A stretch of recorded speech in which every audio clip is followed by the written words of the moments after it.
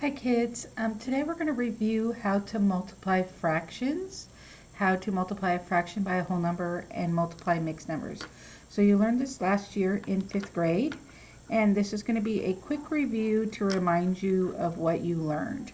So just really quickly, our essential question is, how is multiplying fractions different and similar to multiplying whole numbers?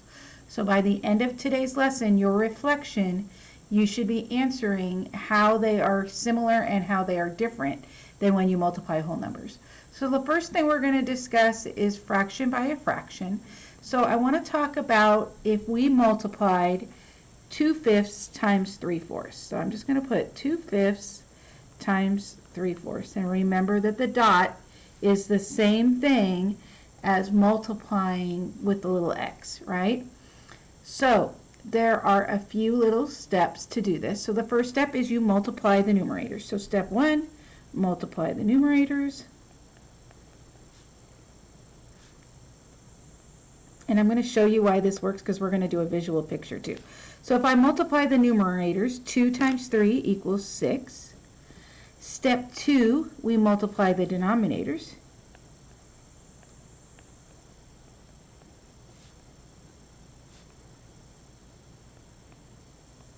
And remember, if I'm going too fast, you can stop this video and rewind. So 5 times 4 is 20. Now, so what it's saying is that 2/5 times 3/4 equals 6/20. But we can also simplify this too. I can also do a visual picture for you. So if I have 2/5 and I want to multiply that, so I'm just going to draw a picture. This is going to be my 2/5. I'm going to make 5 lines, or 4 lines, sorry. We're going to pretend that those are totally equally spaced. And I'm going to color in 2 of those to represent the 2/5.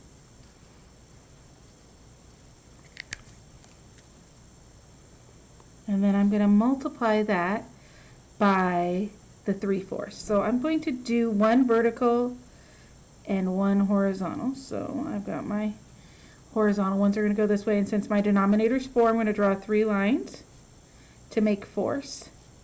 See how there's now 4, and I'm going to color in 3 of those in yellow to represent the 3/4.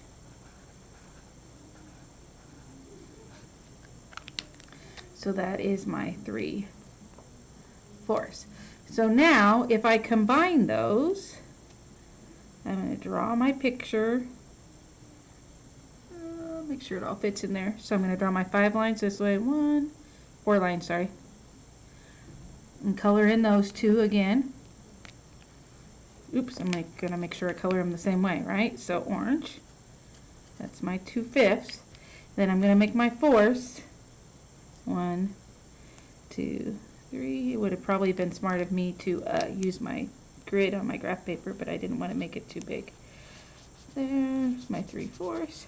And if we look at this, I can easily see that I have 1, 2, 3, 4, 5, 6 of them that are both colors. And I have 20 total boxes, right? 5, 10, 15, 20. So my denominator is the total, as always, and my numerator becomes the colors that we are. And you should have learned that last year in 6th grade. If you remember that, awesome job. So now remember, you can always simplify this if you wish. You do not have to simplify, but if you want to simplify, remember you look for the greatest common factor that they both share, and you divide by a fraction that is equal to 1.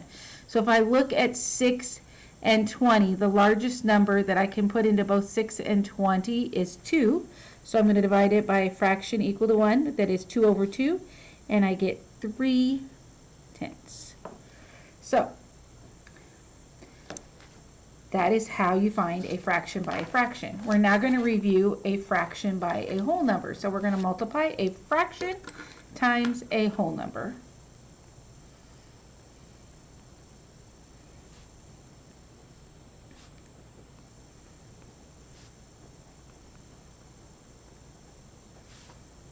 And we are going to do 1/4 times 5. 1/4 times we need to rewrite the whole number as a fraction. That's step 1.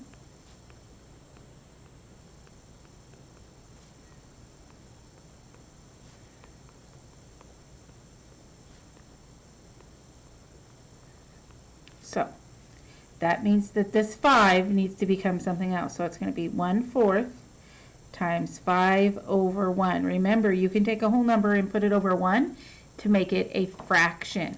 And then you're just going to use the same steps as above. You just multiply like you did above. Multiply the numerators and denominators.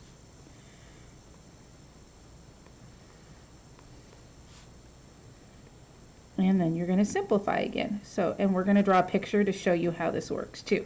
So 1/4 times 5 over 1. 1 times 5 is 5. 4 times 1 is 4. So I get 5/4, which is a fraction greater than 1, or some of you probably have called it an improper fraction. Either term is correct. So how am I going to simplify that? To simplify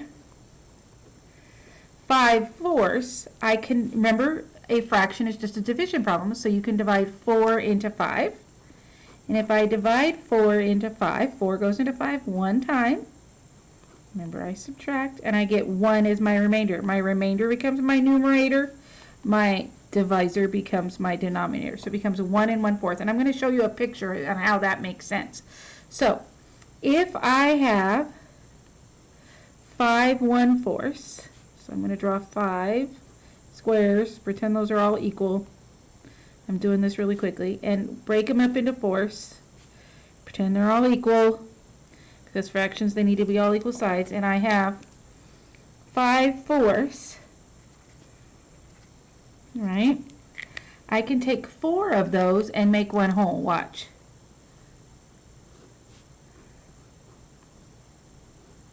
I'll take 1, 2, 3, 4, color in each of these. That makes my 4, plus this one little extra one, right? And that makes my 1 and 1/4. 1 plus 1/4 equals 1 and 1/4. So hopefully you remember that. Now let's try the last one, which is a fraction, or sorry, a mixed number times a mixed number. Hopefully you remember that from last year. Make sure I keep going with the same colors here. A mixed number by a mixed number. So if I'm dividing a mixed, or multiplying a mixed number by a mixed number, let's do 1 and 1/2 times 2 and 1/5. First thing we need to do is make these fractions greater than 1, or improper fractions. So step 1 is to make them improper, or fractions greater than 1. And if you don't remember how to do that, I'm going to teach you. So in order to do that, remember, I like to call it zigzag multiply add, or you multiply the denominator times the whole number and then add that numerator to it. So if I have 1 and 1/2, don't I have 2 halves in this, and then another half would make it 3 1/2? So I'm actually multiplying 2 times 1 and adding that 1. So that becomes 3 halves. Oh, I should keep going with my little dots. Sorry, guys. Then I'm going to do the same thing here. If I have 2 and I broke it up into fifths, don't I have 10/5 plus another one is 11/5. So I've done that. Now I'm just going to multiply like I did above.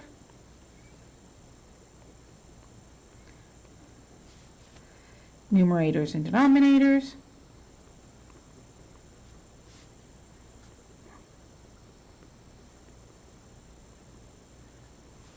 So 3 times 11 is 33. 2 times 5 is 10. And then I'm going to convert it back into a mixed number, or simplify it.